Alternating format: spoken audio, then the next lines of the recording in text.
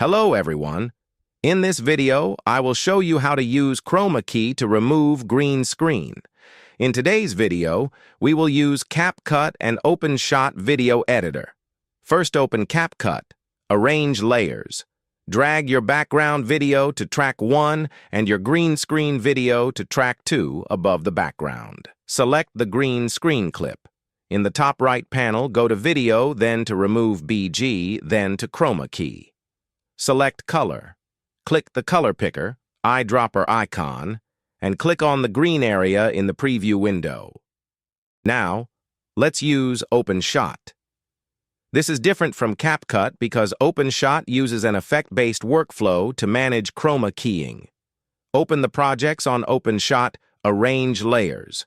Place your background on a lower track, track 1, and your green screen footage on a higher track, track 2. Apply effect. Go to the Effects tab, find or use Search tool for easy access chroma key, green screen, and drag it onto your green screen clip on the timeline. Configure properties. Right-click the letter C, effect icon, on the clip and select Properties. Double-click the key color box. Click Pick Screen Color and select the green background from the preview window. Clean up. Adjust the fuzz or threshold value. Start low and increase it until the green is fully gone.